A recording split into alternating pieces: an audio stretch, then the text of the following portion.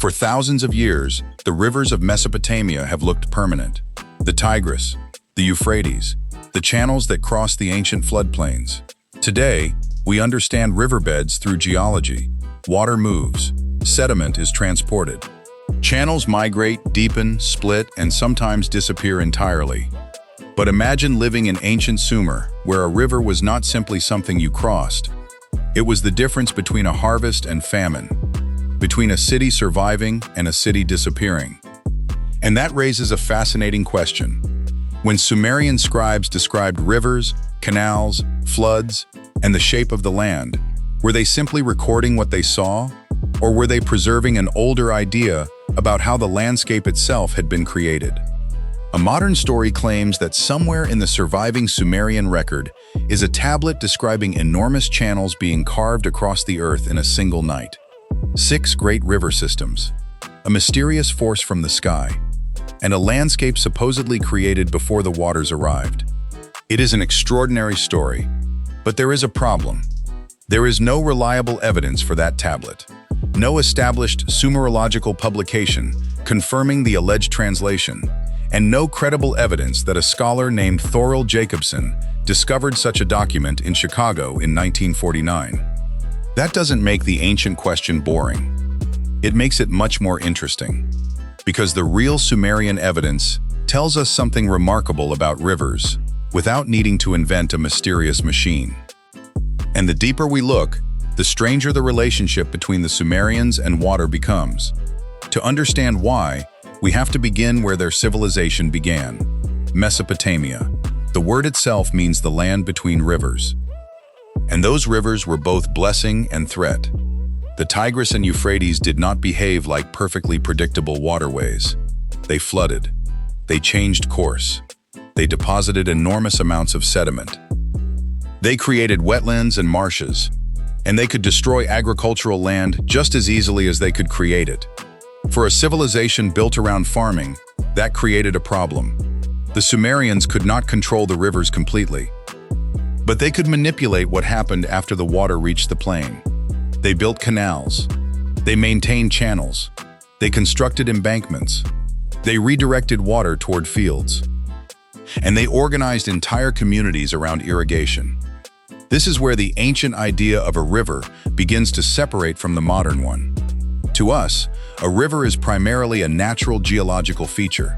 To the Sumerians, a waterway could also be infrastructure, something that could be opened, closed, redirected, maintained, and fought over.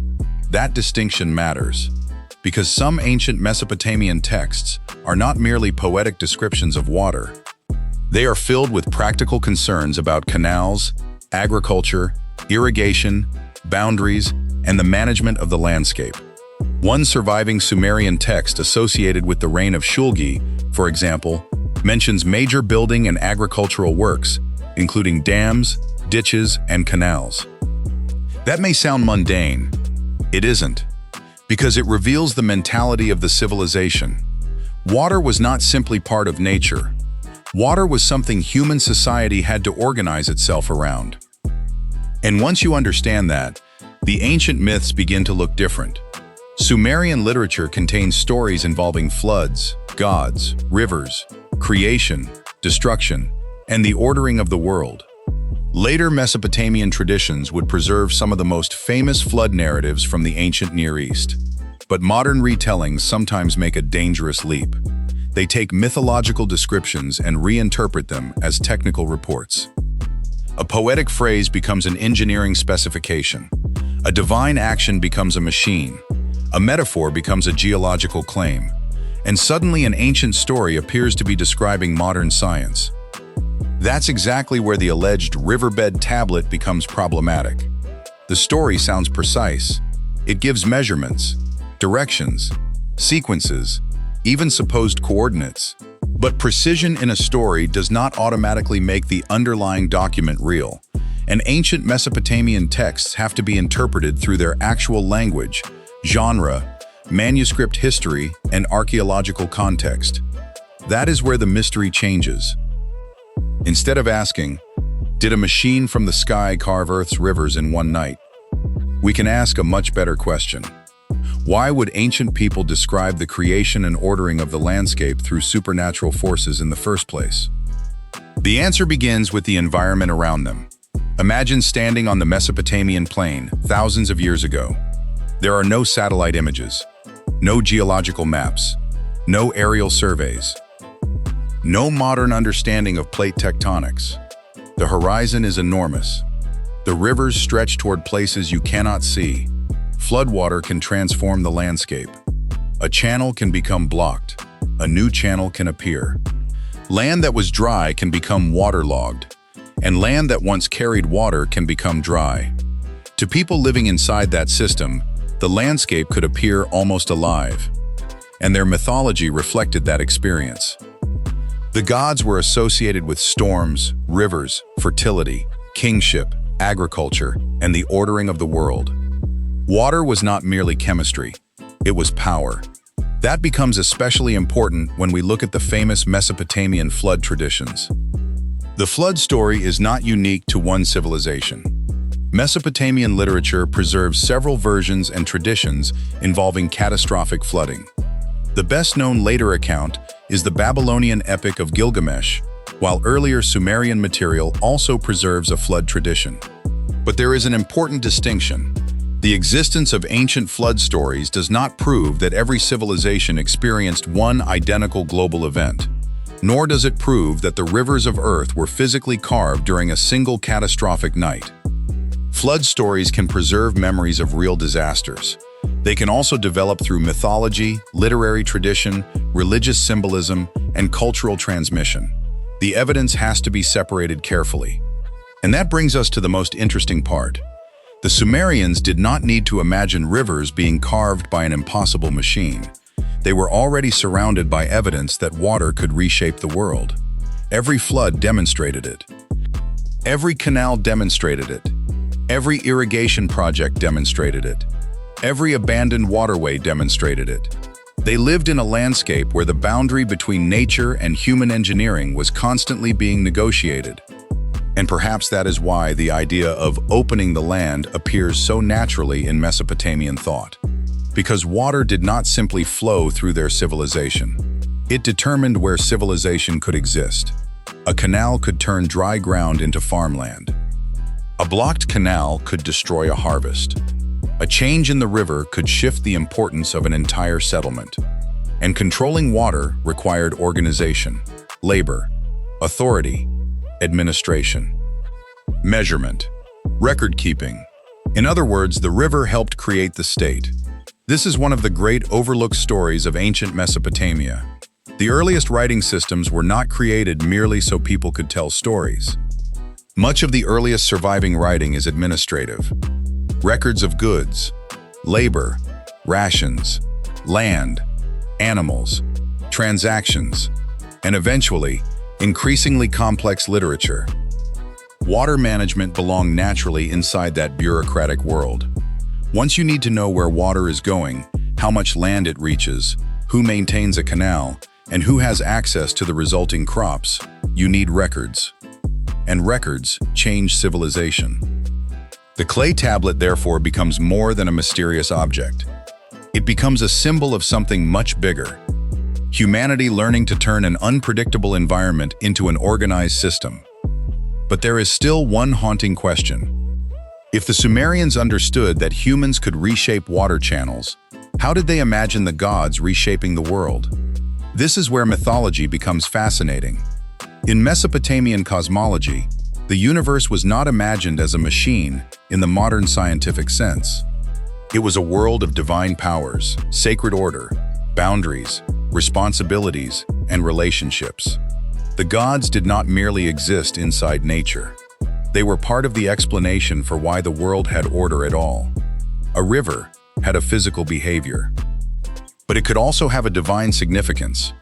A flood could be a natural disaster, but in literature, it could also become a judgment, a cosmic event, or a reset of human affairs. That does not make the ancient writers ignorant. It shows that they were answering a different question. Modern geology asks, how did this channel physically form? Ancient mythology often asked, why does the world have this order, and what happens when that order breaks? Those are different questions. And confusing them is how fascinating history becomes misinformation. The alleged tablet about 6 global river systems is a perfect example. It sounds compelling because it combines genuine ancient history with modern scientific language. Sumerians, riverbeds, coordinates, geology, a mysterious object, a single night, a hidden translation, a forgotten scholar. Each element sounds like evidence. Together, they create a story. But a story is not automatically a source. The real Sumerian record is already extraordinary enough. These people lived between powerful rivers and transformed the landscape through irrigation. They built cities on a scale that required enormous organization. They developed writing. They recorded economic activity. They produced poetry, mythology, legal traditions, royal inscriptions, and religious literature. And they left behind thousands upon thousands of clay tablets. Not one mysterious document explaining the creation of all Earth's rivers. Thousands of fragments that allow historians and linguists to reconstruct pieces of an actual ancient world. And that creates a much more compelling mystery. How much of that world have we actually recovered? Clay survives remarkably well in dry environments, but archives were destroyed. Cities were abandoned. Tablets were broken. Languages disappeared. Collections became scattered. Some texts survive only in fragments. Others are known through later copies. And some remain difficult to interpret. So when someone claims that one secret tablet contains the answer to everything, the correct response isn't immediate belief or immediate dismissal. It is a better question. Where is the tablet? What is its excavation record? What is its museum number? Where is the transliteration? Who translated it? Which other specialists have independently examined the text? And can the proposed translation be checked against the known Sumerian language? Those questions may sound less exciting than a mysterious object crossing the sky, but they are exactly what separates archaeology from fiction. And there is an irony here. The fictional story claims that the ancient Sumerians possessed knowledge modern science somehow missed. But the real archaeological record already demonstrates something equally impressive. They didn't need secret technology to transform their world. They learned how to work with one of the most powerful forces on Earth, water. They observed it, measured it, redirected it, recorded it, and built civilization around it. The river did not need to be carved from the sky. Humans only needed to learn how to live beside it. And perhaps that is the most important lesson hidden beneath the legend. A riverbed can look permanent when you see it from the ground. But landscapes are not permanent. They move. Channels migrate. Floodplains change. Sediment accumulates. Human beings alter waterways. Climate changes the amount of water available, and civilizations rise and disappear according to how successfully they adapt. The Sumerians understood that reality more intimately than almost anyone alive today can imagine. They lived on the edge of a world that could change beneath their feet. So the next time you see a photograph of the Tigris or Euphrates, remember what you're actually looking at. Not just a river, not just a geological feature, but part of the system that helped create one of humanity's earliest urban civilizations. And if an ancient tablet really could tell us that Earth's great rivers were carved in a single night, the evidence would be extraordinary.